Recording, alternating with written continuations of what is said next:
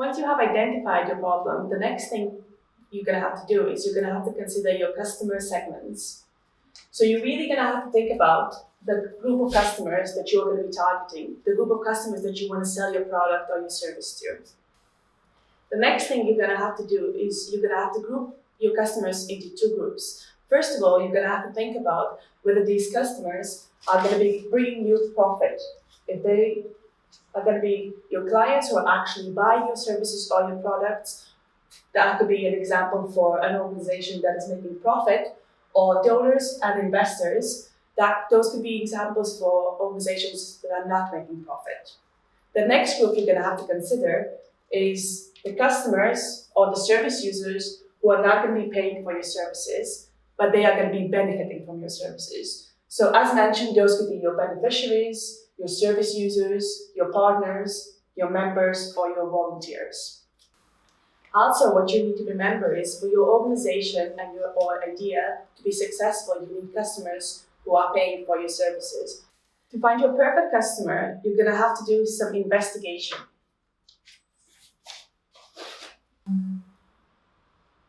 So when we talk about investigation, we just want to highlight the fact that each one of these slices can be broken down further. So being specific is really at the core of building a successful business. And so, for example, if we talk about donors, you may want to consider major donors as compared to mass donors. If we're in a profit industry, such as the watch industry, you would definitely distinguish between luxury products and products for the masses. So there are different ways, lenses through which you can consider your customers. These are some of the most common ways of segmenting customers. Geographically speaking, you could be interested in rural versus urban areas of residence. You definitely would want to know the demographics, what age, gender, education background do these people mostly have. We'd also want to understand their behavior. For example, if you want to create a movement for climate action, you would want to understand what social media channels these people mostly are active on. Values is a very interesting lens through which you would consider your segment, but it's more difficult to do. But you definitely need to strive for it. As you get to know your customers, you would want to know their motivations, because that's going to be key to know how to design a solution that really will solve the problem for them. So we will do an example now using the movement of climate action. So we will try to come up with some segments and then prioritize the segments to be able to identify the population group that we should mostly be focusing on in terms of new members for our movement, so that we can really build a movement for change. So the first segment we will be looking at is, and this is really just because we've been following the media, Generation Z. We know that young people who are either students but also who are working are really into changing the world and overcoming the climate problem. So another segment that we think could be interested in our cause is retired people, because they have their grandchildren at heart. So which of these two segments within the movement members should we be focusing on? This is where market research comes in. We now need to deep dive and read up on these people.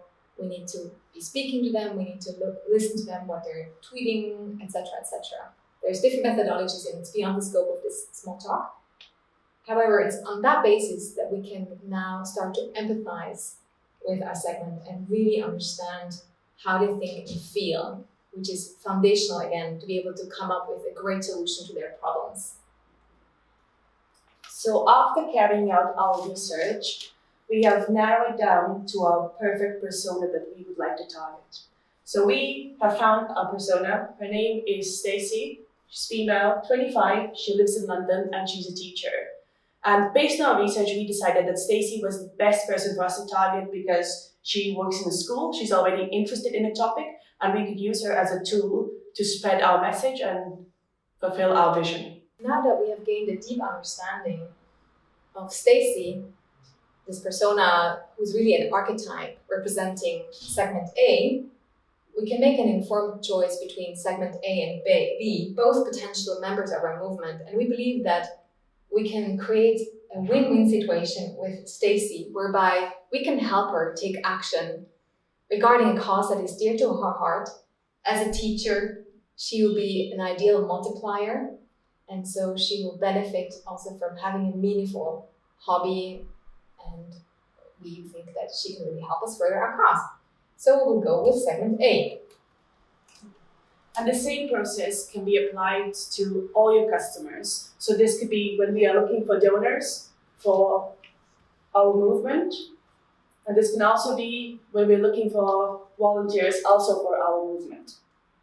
All the research that we've put together on these segments and the persona will now inform our strategy and our tactics. What kinds of channels should we be using to reach these people? What kind of message will they be listening to? What kind of campaigns will be appealing to them to join the movement? So really, understanding your customers is the foundation of building a great business or a great NGO. Thank you for your attention. Thank you for listening. My name is Agia. And my name is Julia.